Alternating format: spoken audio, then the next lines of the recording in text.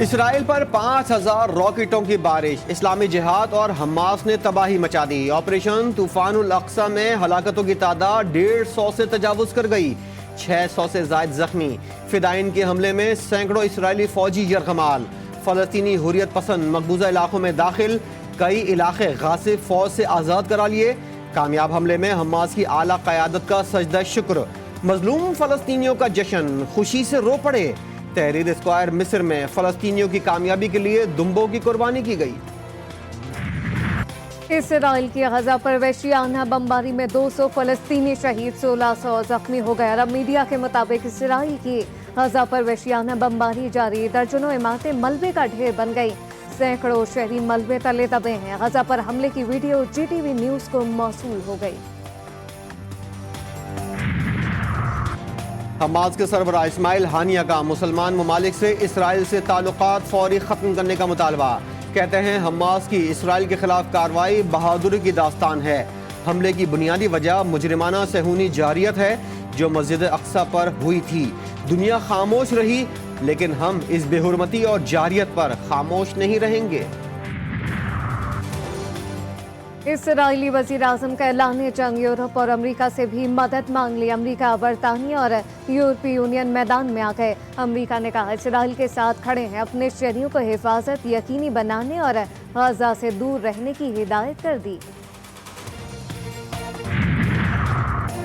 صہیونی حکومت مر رہی ہے، رہبر انقلاب اسلامی ایران آیت اللہ سید علی خامنائی کا تبصرہ۔ وحدت اسلامی کانفرنس کے شرکاء سے ملاقات کے دوران مزاحمتی محاذ کے طاقتور ہونے اور صہیونی حکومت کی کمزوری کا ذکر کرتے ہوئے کہا کہ اسرائیل موت کے عالم میں ہے۔ حماس کے جنگجوؤں نے اسرائیل پر جدید ہتھیاروں سے حملہ کیا، جلی ہوئی گاڑیوں سے دھوئیں کے سیاہ بادل اٹھ رہے ہیں۔ اسرائیلی فائر فائٹرز آگ بجھانے میں مصروف۔ استقامتی محاذ کے جانباز سپاہیوں کی پیرا گلائیڈنگ کر کے مقبوضہ فلسطین میں لینڈنگ۔ اسرائیل نے 2007 سے غزہ کا محاصرہ کر رکھا ہے۔ GTV نیوز کی اسرائیل پر حملے کی لمحہ بلمحہ کوریج۔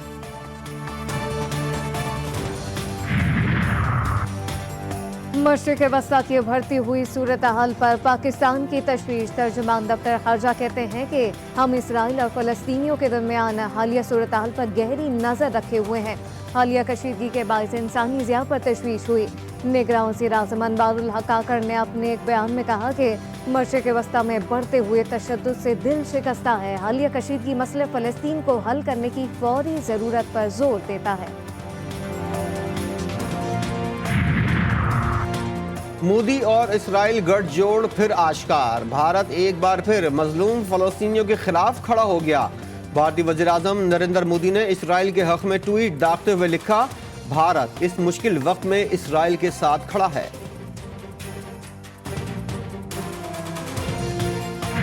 صرف ایک سیاسی جماعت ہے جو الیکشنز کے لیے ہر وقت تیار ہوتا ہے۔ انفیکٹ ہم تو جلدی میں ہے کہ الیکشنز ہو جائیں۔ میرا خیال میں جو بھی جمہوری سیاستدان ہیں وہ یہی کہیں گے کہ ہر برائی کا، ہر مشکل کا حل یہی ہے کہ الیکشنز ہو۔ لیکن میرا نہیں خیال کہ مولانا فضل الرحمان جیسے سیاستدان وہ ایسا کوئی بیان نہیں دے گا جو الیکشنز ہونے کے خلاف ہوگا۔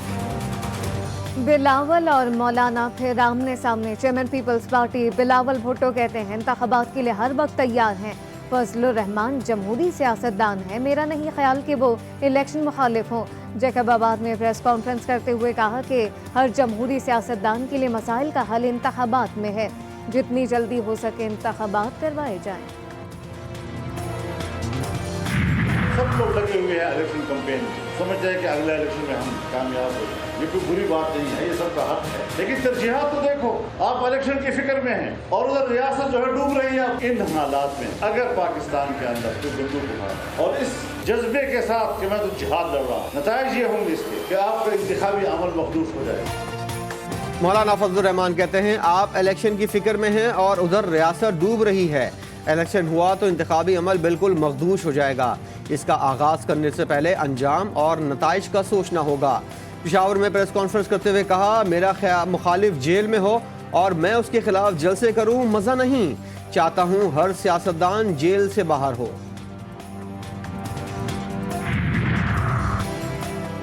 नवाज शरीफ की बदनफ्सी का मुजव्वज़ा प्लान सामने आ गया। साबिक वज़ीर आज़म का 9 अक्टूबर को लंदन से सऊदी अरब रवाना होने का इम्कान। लीग के कायद सऊदी अरब से 14 अक्टूबर को दुबई रवाना होंगे। नवाज शरीफ का दुबई से चाइना और कतर जाने का भी इम्कान। 21 अक्टूबर को दुबई से लाहौर के लिए रवाना होंगे। इस्तेहकाम पाकिस्तान पार्टी की तर्जुमान फिरदौस आशिक खावान की नवाज शरीफ पर तनकीद। कहा, एवन फील्ड में बैठकर 21 अक्टूबर को आने की बातें करने वालों को 21 तोपों की सलामी देनी चाहिए। कप्तान को खुद ग्राउंड में आकर खेलना चाहिए, ना कि ड्रेसिंग रूम में बैठकर टीम को चलाए। पाकिस्तान के रास्ते अफगानिस्तान जाने वालों के लिए कवायद मजीद सख्त। FBI का कस्टम रूल 2001 का तरमीमी नोटिफिकेशन जारी। नई शराइत importer, custom agent, broker, transport operator पर लागू होंगी। के इलेक्ट्रिक के सार्फिन को 11,000 वाट का एक और झटका। नेपरा ने बिजली की कीमत में फिर से इजाफा कर दिया। बिजली 4 रुपए 45 पैसे फी यूनिट महंगी कर दी गई। शहरियों ने कीमतों में इजाफा मुस्तरद कर दिया। पहले इतनी महंगी, मेरा 3,000 बिल आता था, अब 10,000 बिल आ रहा है, कहाँ से भरूंगा मैं। ज्यादती है, सरासर ज्यादती है, अवाम के साथ ज्यादती है। दुआ करें कि अल्लाह इनको हिदायत दे दे कि भाई ये सस्ताई कर दे हमारे हुकूमत। बहुत मुश्किल हो गया काम, इससे बेहतर है बिजली गायब ही हो जाए पक्की। और अल्लाह हुक्मरानों को हिदायत दे ये गरा करे।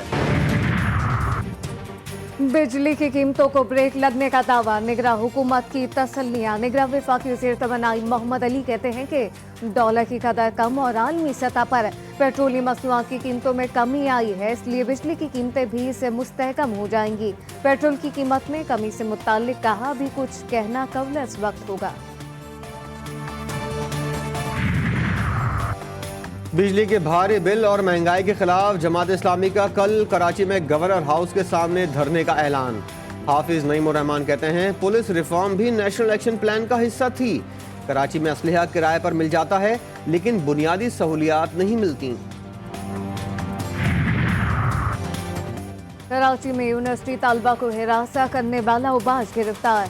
जौहराबाद थाना पुलिस ने मुलजिम के खिलाफ कार्रवाइयां शुरू कर दी।